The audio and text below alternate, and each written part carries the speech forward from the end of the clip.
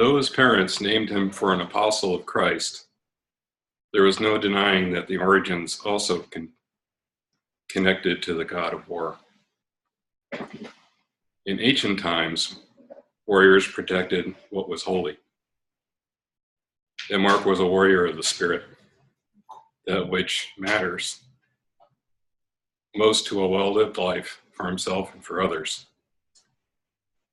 He often talked energetically about living a handmade life, and with a sparkle in his eyes such that those who listened to him decided they wanted that for themselves as well.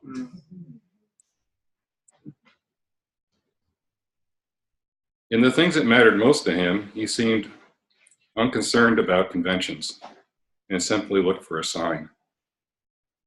That one small thing that changes everything.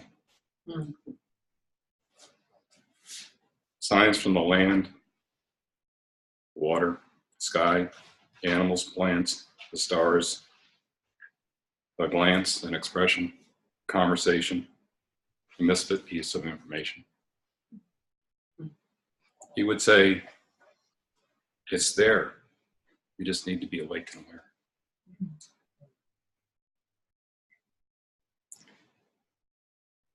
He treated his paying work and his spiritual work with the same level of intensity and intentionality. For all of that, it could sound like he was a rather serious or somber character. Such was not the case. He had an unusual propensity for smiling at strangers.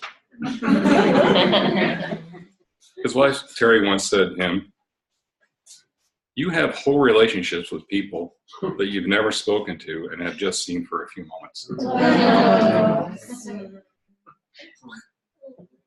For those of us who knew him longer than that,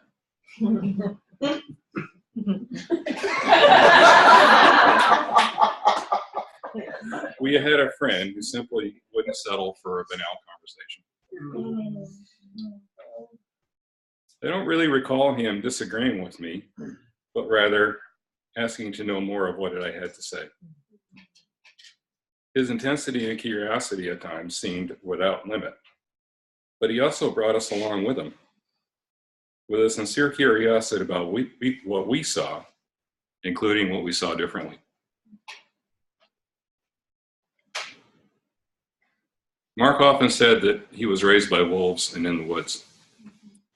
The natural world remained his source and his spiritual sustenance to the end. He loved high, cold places, turning his face into a storm and feeling the undeniable aliveness of it all.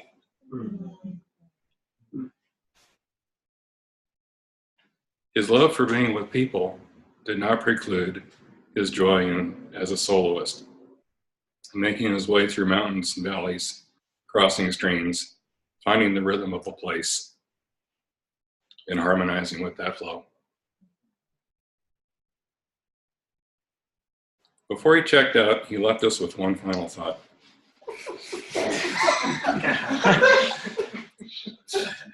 Miss me if you must, but I'm all around you. I join all those who have gone before me. We kiss your cheek with our breezes, lift you on our roll of our surf, and we guide your path with our night sky,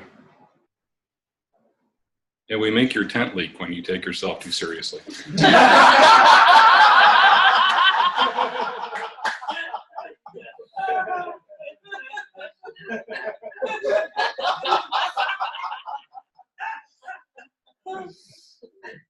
I simply left home and came home. And when it's time, I will leave home and come home again. And when I see you, we may not know each other, but I will smile at you. I love this.